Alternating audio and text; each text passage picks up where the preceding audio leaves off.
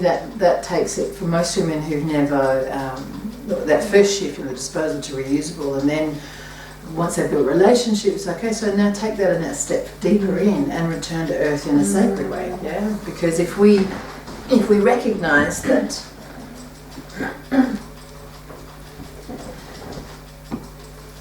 so this is my dry blood. I often take my kegret and I put it on a plate and I let it like right out to the edges, and there's part of me that kind of feels like I can scry a little in this moment. There's a bit of capacity to perceive me from a different perspective. And so when you dry it though, it's quite amazing because it doesn't go brown. It's losing the water. If I add water to this, it'll go brown. But when you dry it, it stays red. And so to me, what we do when we return it to earth is we return the blood to sacrament. We're making libation and we're making offering. And that act, it's all yours.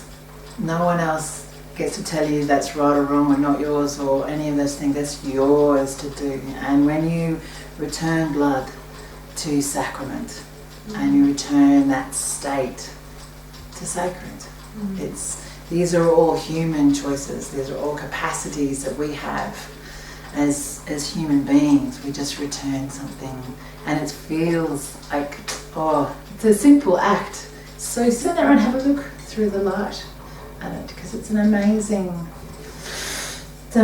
thing to see. And when we recognise that, it's often the question I have when people question why are you trying to make something special out of a waste product.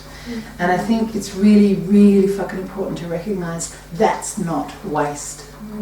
That is our first human nest. It's the most precious thing our body can build. Besides an egg, maybe. Like, second precious things that our body can build. We can build an egg, which can create life, and we can build a nest that holds it alive in. Yeah.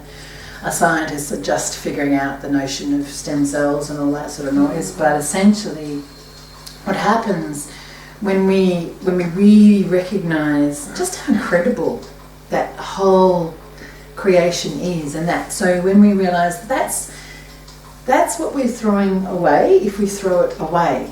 Yeah, if we rest in our process of returning it, if we take it into ourselves and we hold it just a little bit, just long enough to recognise ourselves and the sacredness in it, and then return to earth. There's this practice and a magic that starts to create that you can't. I mean, it's all over an affirmation, like in its essence, yeah. Because it's a core place of you that says this is not a head choice you're making. This is a deep body, sacred state you're engaging.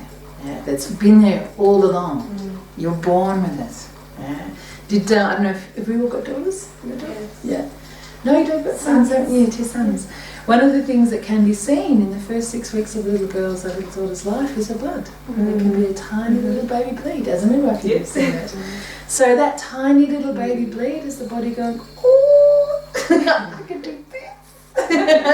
And to me, it's such a sacred thing to witness and to see and to know. And that's that first blood that's never was without shame, it's generally without pain. When we see it, and it's like this moment of going, we're born with this. Yeah. So to return our blood and return ourselves to that state and realise it's what we're born with, it's how we're born with